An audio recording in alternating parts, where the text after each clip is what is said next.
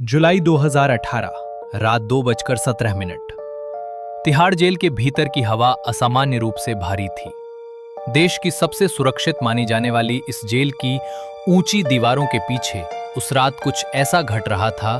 Barrack number 4 के एक सकरे अंधेरे कोने में बंद एक कैदी राकेश वर्मा अचानक मृत पाया गया।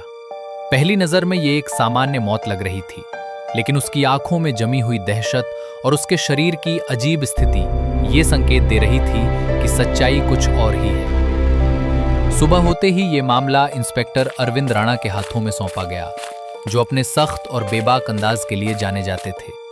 जैसे जैसे जांच आगे बढ़ी, वैसे वैसे तिहाड़ जेल की दीवारों के भीतर छिपे राज एक एक कर सामने आने लगे। राकेश वर्मा कोई साधारण कैदी नहीं था, बल्कि उसके संबंध देश के कुछ प्रभावशाली लोगों से जुड़े हुए थे।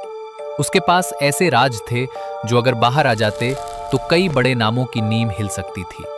ये वही समय था जब देश की राजनीति में नरेंद्र मोदी का प्रभाव चरम पर था और सुरक्षा एजेंसियां हर छोटे बड़े खतरे पर नजर बनाए हुए थीं। लेकिन तिहाड़ के भीतर जो खेल चल रहा था वो इन सब की पहुंच से कहीं अधिक गहरा था। जांच के दौरान ये सामने आया कि राकेश की मौत से कुछ घंटे पहले उसकी मुलाकात जेलर महेश त्यागी से हुई थी।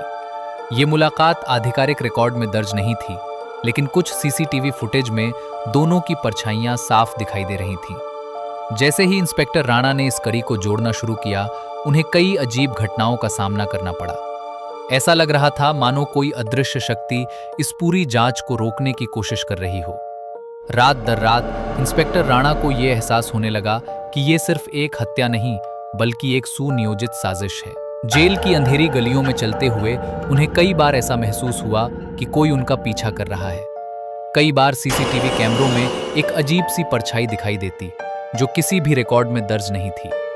ये परछाई कभी बैरक के बाहर तो कभी गलियारों में और कभी सीधे उस कमरे के पास दिखती जहां राकेश की लाश मिली थी। धीरे धीरे ये मामला सिर्फ एक क्राइम इन्वेस्टिगेशन नहीं, बल्कि एक डरावने रहस्य में बदलता जा रहा था। जांच के अंतिम चरण में इंस्पेक्टर राणा को एक ऐसी फाइल मिली जिसे जानबूझकर छुपाया गया था। उस फाइल में राकेश वर्मा के उन संपर्कों का जिक्र था जो सीधे देश के कुछ बड़े अपराधियों और अंतर्राष्ट्रीय नेटवर्क से जुड़े थे। इस फाइल में एक नाम बार बार सामने आ रहा था, दाऊद इब्राहिम। अब यह साफ हो चुका था कि राकेश वर्मा सिर्फ एक कैदी नहीं, बल्कि एक ऐसा मोहरा था जिसे खत्म करना बेहद जरूरी था। लेकिन जैसे ही इंस्पेक्टर राणा इस सच्चाई के करीब पहुंचे, अचानक उन्हें इस केस से हटा दिया गया। आधिकारिक तौर पर कहा गया कि जांच पूरी हो चुकी है और ये एक आत्महत्या का मामला था। फाइल बंद कर दी गई, सबूत गायब कर दिए गए और तिहाड़ जेल की दीवारों के भीतर दबी इस सच्चाई को हमेशा के लिए खामोश कर दिया गया। आज भी उस रात की गूंज तिहाड़ जेल के अंधेरे कोनों में सुनाई देती है और ये सवाल हमेशा जिंदा रहता है कि आखिर उस रात सच में हुआ क्या था।